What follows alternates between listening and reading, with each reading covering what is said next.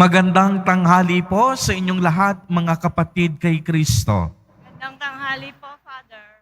Sa lahat po ng ating mga taga-subaybay sa iba't ibang online platforms at sa lahat ng ating mga kadiboto sa iba't ibang panig ng Pilipinas at maging sa buong mundo kung saan tayo ay naaabot ngayon ng ating live streaming.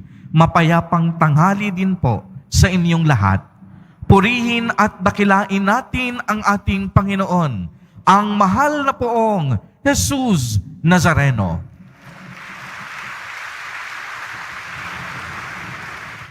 Mga kapatid kay Kristo at mga kadiboto, malugod po namin kayong tinatanggap sa Basilica Minor at Pambansang Dambana ni Jesus Nazareno. Ang tema po ng ating ebanghelyo sa araw na ito ay tungkol sa pag-ibig. Sinabi po ng ating poong Jesus Nazareno, mahalin mo ang Panginoon mong Diyos ng buo mong puso, ng buo mong kaluluwa, at ng buo mong pag-iisip. Ito po ang pinakauna at pinakamahalagang utos. Ngunit may ikalawa pa.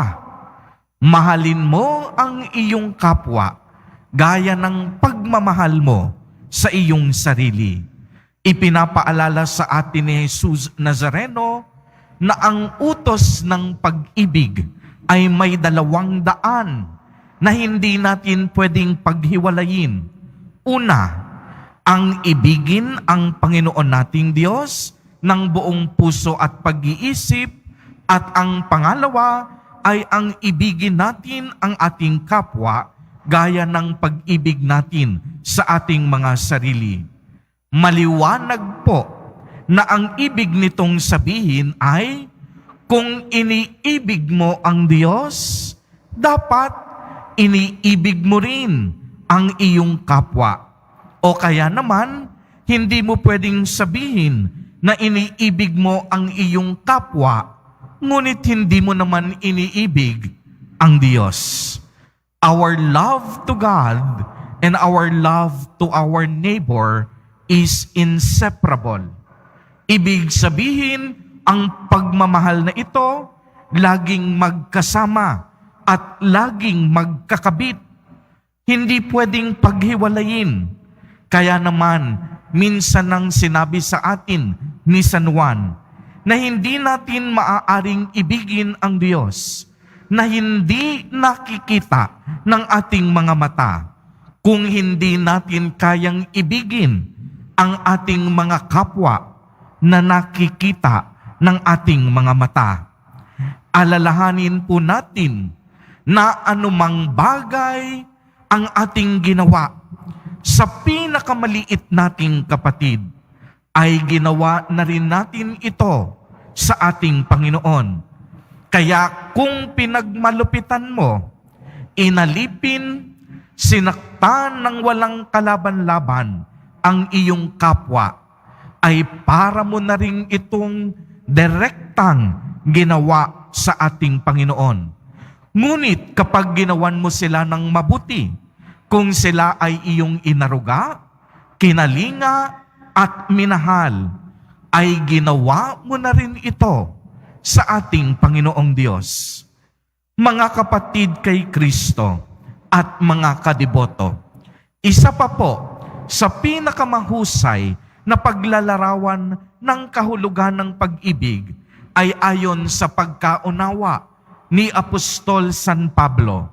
Sinabi niya na ang pag-ibig ay matiyaga at nagsasakripisyo. Ang tunay na pag-ibig, taglay ang kabaitan. Ang pag-ibig, marunong magtiis. Ang pag-ibig, patuloy na naniniwala. At ang tunay na pag-ibig, kailanman hindi nawawalan ng pag-asa. Sadyang ganito ang kapangyarihan ng pag-ibig. Kaya naman bilang tanda na tayong lahat po ay umiibig, ipinaalala sa atin sa unang pagbasa mula sa aklat ng Exodo na wag nating aalipinin ang mga taga-ibang bayan. Huwag din nating aapihin ang mga babaeng balo at mga ulila. Sinabi pa dito na kapag may nangutang sa atin, dapat ang kabayaran ng mahihirap, walang mga hinihinging tubo. Kapag may nagsanla sa atin ng gamit o balabal, ibalik din natin ito dapat kapag lumubog ang araw. Sapagkat ang tunay na umiibig, walang hinihintay na kapalit o kabayaran. Uulitin ko po, kung ikaw ay tunay na umiibig, ang iyong pag-ibig dapat hindi naghihintay ng anumang kapalit o kabayaran. Kaya nga po bilang mga Kristiyano, ganitong pag-ibig din ang inaasahan sa bawat isa sa atin.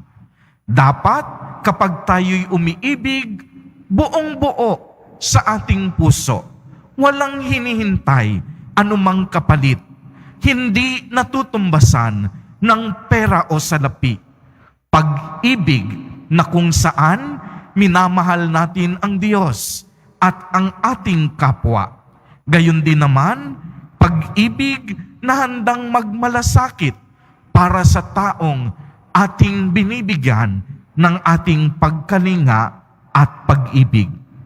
As Saint Therese says it perfectly, let us love, since that is what our hearts were made for. Napakaganda nung sinabi niya, uulitin ko po, let us all love, since that is what our hearts were made for.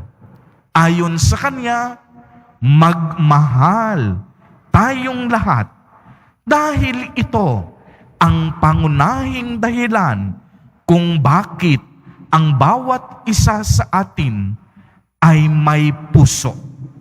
Ang pusong ito dapat nakaraan para pumintig na magmahal sa Diyos at sa kapwa.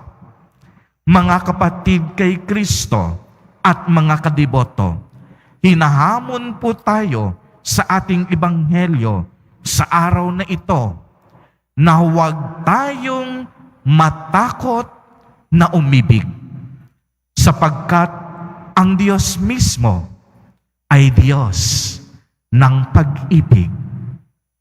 Amen. Purihin at dakilain natin ang ating Panginoon, ang mahal na poong Jesus Nazareno.